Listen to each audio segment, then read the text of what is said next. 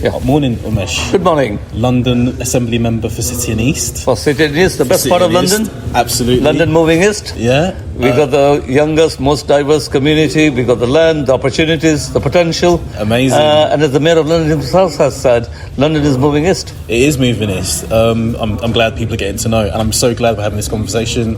You are an East London legend in policy and politics. Thank you. And you know, with this podcast, I've been talking to friends and family across East London involved in policy and politics. You are a stalwart of the community, someone who's been in advocacy and politics for a long, long time, and there's so much that hasn't been captured about your story that I'm really interested to capture on video and have a conversation. So yeah, please introduce yourself and let's go way back to when you first got into politics. Right. Showing my age here now. Firstly, it's not just a cliche. East London has made me what I am, who I am, has shaped my thinking, influenced my politics, and what I'm today is everything, owe everything to East London, its communities, its people. I first came here in 1978. I was born in East Africa. Days of the empire, my grandfather migrated to East Africa, and after independence, most East African Asians were citizens, and my parents moved to this country in the mid-70s. I attended school in Yorkshire and university in London, and first got involved in politics through the anti-racist, anti-fascist movement. In the late 70s, the National Front, the main right-wing group, far-right grouping, was very active, getting significant electoral support for a variety of reasons. And of course, Thatcher with the infamous swamping speech that people fear being swamped by an alien culture, that gave their message some legitimacy. Lurid stories about Malawi Asians being housed in five-star hotels, tabloids setting the agenda, wave of racist attacks. The anti-Nazi League was set up to counter the message of the far right. That brought a whole generation into politics. The anti-Nazi League was one of the great post-war social movements, along with Rock Against Racism, which was set up before the anti-Nazi League in a pub in Forest Gate, the Princess Alice. And so with all of that festering in East London at the time, what gave you the strength or the courage to say, I can be someone to stand up against this? Well, so the marches that I used to come down to from Yorkshire every Sunday in Brick Lane, then living in London, the various marches around racist murders, Al-Tabali in 1977, in 1978 in Tower Hamlets, Akhtar Ali Beg in 1980. So being part in Newham, in East Ham High Street, being part of those mass movements gave you that feeling of confidence that we are here to stay, and if the rights that other sections of society take for granted, we don't get those rights, then we've got to fight for those rights. That is what politicized me. And I came to East London to live and work in 1982, having started activity, big activity in 1978 around the Anti-Nazi League, the Carnival in Victoria Park, the demonstrations against the far right, the marches in Newham following the racist murder of Akhtar Ali Beg. A group called New Monitoring Project was formed after his murder by people concerned about the rising racist attacks, and they felt that there was need to document those the number of attacks, give help to families suffering racist attacks. The council, the local political institutions, had this sort of culture of denial, and I was appointed as the project's first worker based at Newham Rights Centre in Forest Gate, funding from the GLC Police Committee. We set up the country's first 24-hour harassment hotline. We had the Newham 7 and Newham 8 campaigns against racist attacks, and young Asians being arrested for defending themselves and their community against racist attacks, major trials at the Old Bailey, national demonstrations through the streets of Newham, which put the issue of racism, racial attacks, racial harassment, and policing, not for black communities, but against black communities, on the national agenda. And remember, Adi, we are talking of a time much before Stephen Lawrence and the Macpherson inquiry.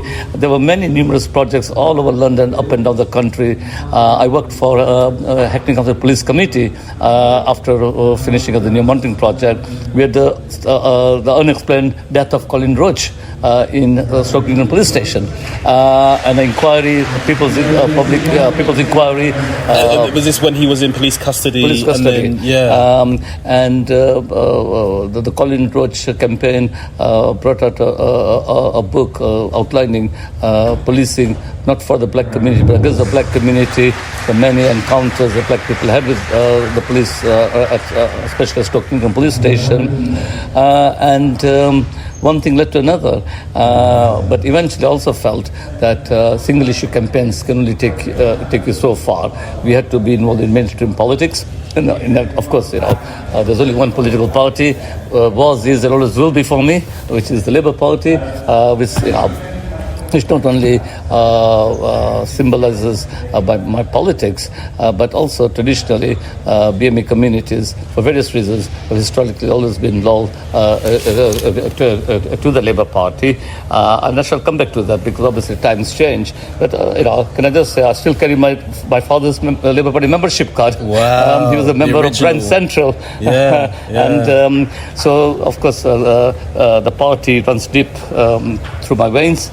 And I've been a member since the mid-80s, became a councillor in 1998. And where was that? That was in Newham, in what was St. Stephen's Ward, which is now Green Street East. And then for most of my 20 years as a Newham councillor in East Town Central, which I still live. I became a GLA member, Greater London Office member for City and East in 2016. This is my 8th year now. It's my second term. But it's been a dream, a privilege, but also something that I could not imagine, representing the whole of East London on the Assembly. Tower Hamlets, where I started my political journey. My first home in East London was actually on Isle of Dogs, when there was no DLR, no Canary Wharf. Of course, the BNP got elected in 1994. And this, I think, is important to understand. The docks shaped London, and most of the docks were based in East London. So you could say East London, defined and shaped and made London. And the closure of the docks, another act of Thatcher vandalism, not just against the mining communities and what we saw on the closure of the mines. The docks, containerization, killed off the docks. The docks moved down to Tilbury, but the communities that were built around the docks, there was a vacuum. People felt disenfranchised. The jobs had gone. And when there is a political vacuum, we know what happens. The far right moves in. People are not born racist. They develop racist attitudes for a variety of reasons. So moving to from Tower Hamlets, living there for a few months, opposite what is now West Ferry DLR, moving to Newham. So my political journey started in Tower Hamlets. Newham developed it by thinking further, all the campaigns on racist attacks, involvement in various community campaigns. And can I just ask, at the point where you became really active in the Labour Party, and before that I understand you kind of working with the police institutions, with kind of local government institutions against racism, did you ever at one point think of maybe working within those institutions, within the policing system? Or what was it that spurred you to kind of be a more of a politician rather than, internal bureaucrat, so to speak? The value of community campaigns, is so important. You cannot underestimate it. People coming together to improve their communities, the environment around them, tackle the many problems that we face. So I'm a great believer in community campaigns. After that's where I started, how I got into sort of politics. Although I always did political from a very early age in terms of thinking about. And was that influenced by your dad? Well, growing up in East Africa, in Tanzania, Tanganyika, all the liberation movements were based in Tanzania under the leadership of President Julius Nyerere. We had Frelimo, ZANU, ZAPU, ANC. I remember the late President Samora Machel coming to my school. I must have been, at the time, 8 or 9. Didn't understand a word of what he said because he was speaking in Portuguese, but I still remember his last his last was "Aluta continua," the revolution continues. So growing up in East Africa, And was the influence of like the military also quite inspiring in terms of being militant against oppression, or was that? I was obviously growing up doing my primary schooling, and all the South Africa, the apartheid regime, what was his height, and the liberation movements were struggling, and the President Nyerere gave them a base, and Kaunda in Zambia, and that is where all the SWAPO, ZANU, ZAPU, Patriotic Front, ANC, they were all based. Very different continent then. It's a very powerful impressions at you at a young age. At a very, very young age. And then seeing the racism around me, especially the far right, racist activity, lack of institutional and political response. Let me just say, we are sat right down in City Hall in the Royal Docks. And by the way, the background noise and music, there's a reception going on downstairs. There's always something happening. Which is how I like it. City Hall should be for the people. Yeah. But just across the DLR, I'm pointing in the direction of Royal Victoria DLR station. On the other side is Clement Avenue. Clement Avenue, a colleague of mine working at the project, went to see a family who had been racially attacked in 1984. That family sent him, directed him to another family. In the course of one evening, he came across 10 families who were experiencing racial harassment. Newham Council flatly denied the existence of racism, racial harassment, of any type of institutional racism. And what we said was, if you don't even accept there's a problem, how can you develop strategies to deal with the problem? And working with the council, and this would have been community groups working, the council was starting to change. A very progressive director, Barry Simons, the chair of the housing committee, the late Fred Jones. They put in place measures to carry out the country's first racial harassment eviction, the McDonald family. This was 1984, a very brave thing to do. Wow. They both had death threats. Working with Searchlight, we exposed the hands of not just the far right, but in particular the League of St. George, a neo-Nazi group who sent a death coffin to Fred Jones's house. But the council stood firm. The National Front organized a march. We had a counter demonstration meeting in Stratford, and eventually then we came down to Clement Avenue itself. But the council stood firm.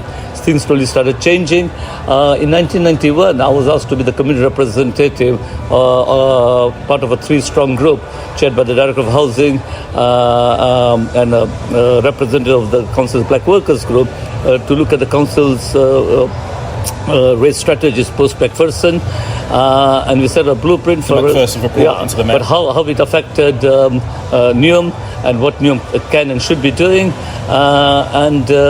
Then Canning Town, don't forget, this was the area, historically, this was National Front's the electoral base in successive general elections, especially in the 70s. For reasons I explained, the closure of the docks and so on. But in the BNP in 1994, people talk of the Isle of Dogs and Derek Bacon getting elected. In 1994, the BNP came within a whisker. 55 votes of being elected in what is now Canning Town South. And that day I was actually organizing the anti-fascist campaign. But you could see how the message of the far right was getting around the world. So it must have been a very emotional message with the closure of the docks and also they felt that councillors were not being responsive, not doing surgeries. The council was seen as remote, and this is what I keep on saying: where there is a vacuum, is the forces of hate that thrive. That is why it's so incumbent upon us, elected political representatives from democratic traditions, from mainstream parties, to continue to keep on engaging and is that the with kind of people. But in terms of organizing against the far right, various housing campaigns, we organized the first and actually the only so far Unity Festival against the far right in just off the A13, the park, the name escaped, Prince Regent's Lane. Okay.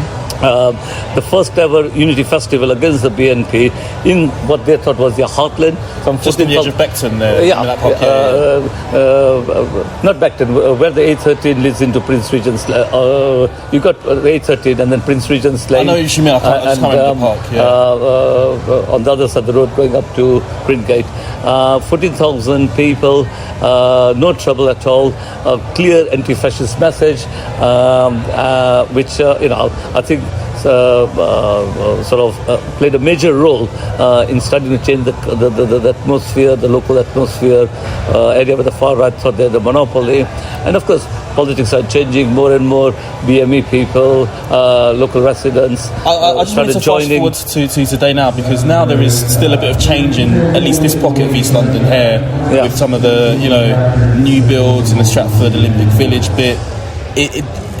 What's your ideas about keeping that community cohesion going, even as change happens right now? Well, you raise a very important point. So one of the reasons that from Canary Wharf was that people saw all what there's a seeming prosperity around them, all these sort of buildings, high rises, tower blocks,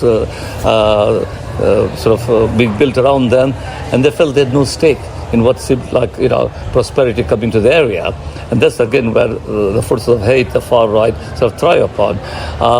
There's a woman, she's a remarkable person called Sister Christine, who's still around, runs a group called Neighbours in Poplar, from St. Matthias Church in Poplar, who brought Bangladeshi, white, and other BME residents together in a campaign called Splash, South Poplar Limehouse Action Group. This was around dust, noise pollution from the works emanating from the pollution emanating from the works around Canary Wharf, major construction projects, to show that we've got far more in common than what divides us. Let not people divide us. And I must say, she's still around, Sister Christine, absolutely remarkable woman. But what I think the lesson of Canary Wharf was that you've got to take communities with you in regeneration projects, in anything that you do, right? You don't leave one section of the community feeling that they are not being looked after or being ignored. And that is again where the forces of hate come in and exploit people's fears, tensions. And I would like to think that as a member of NEOM, I was a cabinet member for crime, where we did some pioneering enforcement work. I was proud to be part of the administration that introduced the country's first free school meals program, the first private sector licensing scheme, which is the only way to beat modern mechanism, but also to be part of a planning of a council, and for some years on the strategic development committee that gave permission to all the developments around the Olympic Park, the Olympic Stadium, the many housing developments around here. I'm not saying everything has been a great success. The infrastructure around the roll docks, in terms of particular social infrastructure, we could still, we could do a lot more cultural facilities. But I would like to think that we avoided the mistakes made in Tower Hamlets, in Canary Wharf. The regeneration, anything that's going to be done with people. And the Olympic Park, I know the issues around housing in particular, but it's only a park, Olympic Park, to the best of my knowledge, that has not remained a barren wasteland. When you look at other cities, it's thriving education institution, culture. It was a big moment for the country, and it's Westfield, still, the Arc of Opportunities. Thriving. I know friends who work in Westfield, living with jobs and so on. And sorry, can I just go back a little bit in terms of not making mistakes? So a bit of a personal question: are there any big regrets that you've had in your political career so far? Things that you wish you had done differently, or you don't have that kind of approach? You're kind of happy with some of the most of the choices you've made. If life was all about ifs and buts, and I think that there are mistakes, of course, one makes. It's about learning from those mistakes, and I want to make sure that the political mistakes are made, that present and future generations, it's all about learning from one another. And I wish I'd engaged maybe with with mainstream party politics a bit earlier, but we were faced with massive challenges of racism, racist attacks, the far right, but also I don't thought of politics as a career.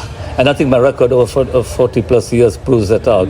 Politics is not just a hobby or a job or a passion, it's a vocation. Service and it's about seeing changes around you. What is the best way in which to change your local society? And how can you respond? And how I can respond. Yeah, and actually, if there's, sorry to interrupt you, just because we've run out of time as well, advice for people wanting to emulate your long service in East London, people who are interested in doing the kind of advocacy, community outreach you've done as well, what would your advice be to someone thinking about or trying to enter politics?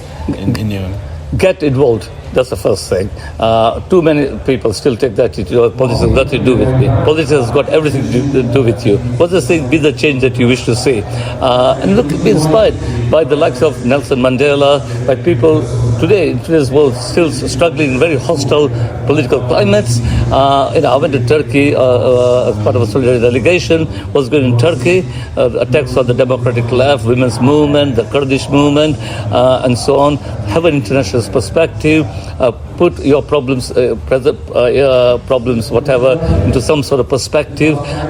Get involved. Get engaged with democratic processes, civic processes. Many people won't be councillors. There's a variety of MPs or whatever. There's a variety of ways in which so you can different ways. In different ways. And in Newham as well, there's a lot of collaborative. Also, think high, aim high, right? Yeah. There's no reason why. One of the reasons we set up programs as a councillor, like every child a musician, which was a scheme to give young children 2 years of free music education with a musical instrument of their choice to keep. Is that what's good for the kids of Kensington, Chelsea is also good for our kids here. So think high, aim high, whether to get elected position in the council or in parliament or anywhere. The question is that why do you want that position? Is it for yourself or is it just to serve a wider cause? And I hope that my career to date, I practice what I preach. It's a shining example. But I hope that in some ways, if I can be a source of some inspiration, then it's all been worthwhile. No, it has been. And I wish you well, Adi. Thank you. And maybe a final word on your priorities and kind of what you've been doing as London Assembly member for Cities and East. So the London Assembly, I've concentrated mainly on two things. Policing. The crisis of policing, we now know how bad it is, right? How bad. Casey report has highlighted. Macpherson, we read so many reports. Carbine in 81, Macpherson in 1991. The numerous community reports. New Mountain Project I worked for from 1982 to 87, before I went to work for Active Council. We produce reports every year, detailed documentation about policing, or lack of it, racial harassment, and so on. But those basic issues are still there. Black BAB communities, particularly black communities, feel that they're policed against, more than feel. So policing is a major part of my work. I was chair of the police committee. I'm the labour leader on crime and policing, but also promoting East London, both inward investment, but promoting East London abroad, our various diaspora communities. I think we need to develop a link much further. Africa, Asia, Southeast Asia, the Caribbean, in every way, culturally, politically, socially, economically. So I think that's really London important. Moving East is something that I've branded and I'm trying to promote as a concept for the last 3, 4, 5 years. Obviously, there's COVID, but post-COVID, post-Brexit, the challenges are even greater. But also to ensure that as London continues to move eastwards, and so many opportunities, that everyone benefits from it. Because, to repeat, we have far more in common what divides us, but if we don't actually work together, then we know what happens, where people feel that they're left out, they get resentful. There's the forces of hate and division that come in. So let's learn from history. So what I'm have in front of me is my outcard, my project is City Hall, about police reform, violence against women and girls, and hate crime. I've just finished doing a survey of hate crime around London football, in and around London football grounds, and the report will be released next week.